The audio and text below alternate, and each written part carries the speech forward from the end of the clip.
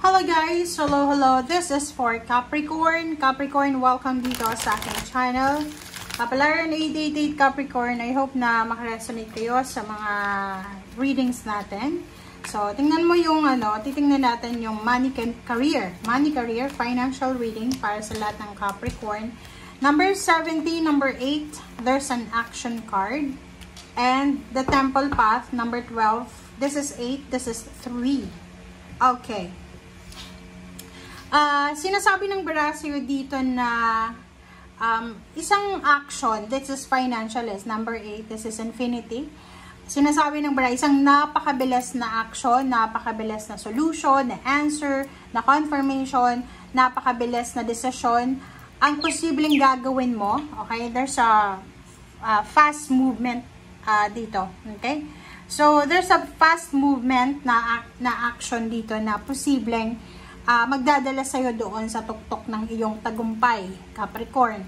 So, ibig sabihin, yun, nakita na natin to dati pa sa ibang mga readings mo, na parang halimbawa, dati, parang dumadaan ka sa butas ng karayom.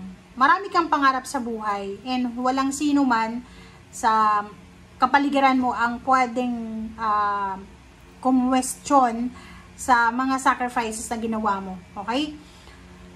Sinasabi ng Barasio dito na now, starting this September, October and onwards, lalo na 2026, 27, 28, 29, sinasabi ng Barasio dito na possible na maliwanag na, wide na siya eh. Kung halimbawa dati, marami kang mistakes or marami kang mga uncertainty sa buhay na nangyayari, like may ginagawa kang desisyon tapos hindi mo sigurado kung saan ka papunta. But now, nakikita ko sure dito na maliwanag na. Diba? Maliwanag na, makikita mo na yung positive, negative, matitimbang mo na yung pros and cons. So, there's a yin and yang here. Sinasabi ng barahan na may mga positive or negative man na sitwasyon na pwede kang pagdaanan. But yun na nga, maliwanag na. So, hindi na masyadong mahirap. Okay, hindi na masyadong mahirap, hindi na masyadong nakakatakot kasi hindi na masyadong madilim. Okay?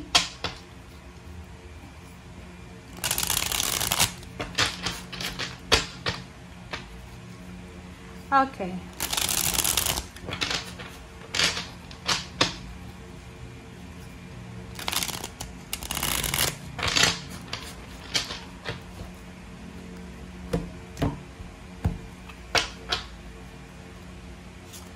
Okay, first card natin is 9 of Pentacles, 5 of Cups, 9 of Pentacles, 5 of Cups, 9 of Cups,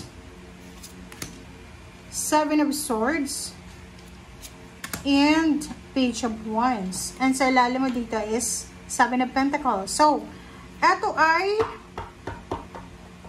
parang sinasabi sa inyo, Capricorn, na yun na nga. If you're waiting for money, if you're waiting for success, if you're waiting for a contract, or anything na like international, paki-comment sa comment section. Or job. Tingnan mo. Diba? Sinasabi ng Barasio dito, maybe you're waiting, pagod ka na siguro sa pag-a-apply ng trabaho. Pagod ka na sa paghihintay kung kailan ba yung renewal ng contract, kung kailan ba papabor sa'yo yung hustisya, kung may kaso ka na kinakaharap. Sinasabi ng Barasio dito na wala kang dapat nakatakutan, hindi ka dapat natatakot, or hindi ka dapat nag-aalala, is because para kang yung parang sundalo ba, na nakipaglaban ka, okay, na naging bayani ka, kasi hindi dapat, hindi matatawaran yung strength, yung persistent mo, sa kung ano man na purpose mo, or kung ano man na gusto mong gawin sa buhay mo. So, huwag kang masyadong mag-self-pity na parang isipin mo na, ay, wala na, hindi ko na makuha yung mga bagay na gusto ko kasi mali yun. Okay? Kita mo dito. If you're waiting for a contract, if you're waiting for a justice, for a balance, or anything na dokumento siguro, or parang siya, naghihintay ka siguro ng papeles na parang sasabihin na talagang formal na. Diba? Sure na. Etong the World Card, sinasabi ng barahan na isang desisyon din about job, promotion, salary increase, or higher position, parang ganon, na possible na hinihintay mo na posibleng darating na siya. So, stay positive. Okay? Page of Wands, mag-iingat lang kayo in terms of relationship sa pakikipag-communicate natin. Kasi, there's a money here. Okay? You have, parang anong tawag dito? Kumbaga, yung pinoproblema mo sa ngayon, ay hindi mo siya dapat problemahin kasi naka-destiny siya na darating talaga sa'yo. Kaso lang, you are connected sa kung sino man na taong ito na 7 of Swords eh. Like yung mga, like for example, yung mentor mo, yung mga tao sa paligid mo na tinuturing mo silang friends or support system, ay hindi talaga sila yung masasabi natin support system kasi meron silang mga lihim na inggit sa'yo.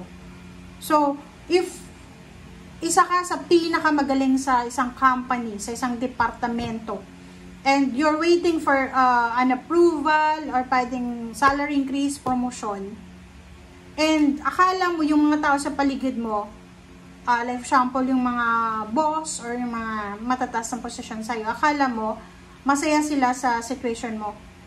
But may nakikita ka ba dito na 7 of Swords? Yung 7 of Swords is either air signs, Gemini, Libra, Aquarius, or any zodiac signs na sila ang magiging hadlang para sa kaligayahan mo. This is 9 of Cups and 9 of Pentacles.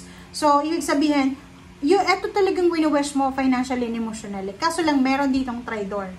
Merong isang tao na hindi siya masaya sa success mo. Parang nakikita ko, it's either Virgo siya, or it's either Scorpio, or Libra, or Aries, or Sagittarius, or Leo. So, mag-comment ka sa comment section kasi ang dami-dami nakakapanghinayang eh. Kasi nagtiwala ka eh. Parang halimbawa, siya yung halimbawa may trabaho ka na, tapos kumuha ka ng yung kaibigan mo, kakilala, kamag-anak, wala silang trabaho. So, may hiring sa company na pinagtatrabahoan mo. Parang binigyan mo sila ng heads up na, uy, may ganito, tinulungan mo sila, na-recommend mo.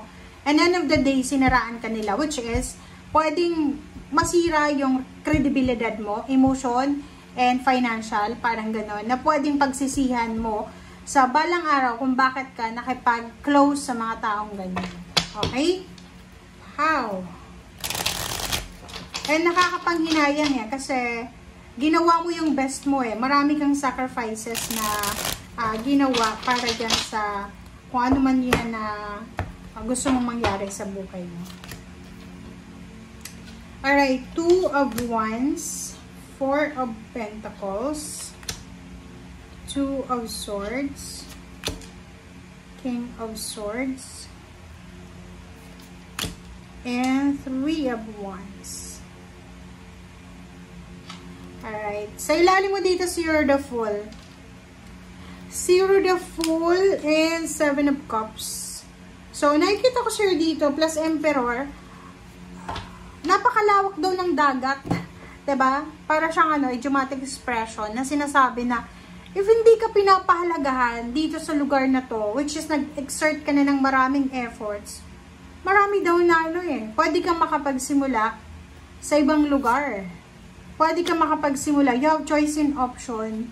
You are empowered. 6 of Swords, diba? So, sinasabi ng baraha dito na yun. Pwede kang makahanap ng mas stable na trabaho sa ibang bansa, sa ibang lugar, sa ibang departamento, or kung saan pa man. Basta yun yung sinasabi sa'yo. 3 of Wands, you're waiting eh. Parang sinasabi mo dito na you're waiting, and hindi ka makapag-desisyon. Sinasabi ng baraha dito na the universe will give you chances, different chances, different choices, diba? And sinasabi dito na everyday is a blessing, guys. So, you have the power, you have the authority na hanapin kung saan ka talaga magiging successful. So, wag kang matakot kasi ang 2 of Wands at 2 of Swords dito, parang yung pinipresent sa'yo ng universe na option and choices, natatakot ka, kaya hindi mo masyadong mahawakan. O hindi ka masyadong makapag-desisyon kasi iniisip mo na baka mag-failed ka na naman. Or baka matraidor ka na naman or ganyan ganito. So, sinasabi ng baraha sa'yo dito na kailangan mong gumawa ng action, kailangan gumawa ng judgment or ng decision as soon as possible. Okay? Thank you guys. Bye!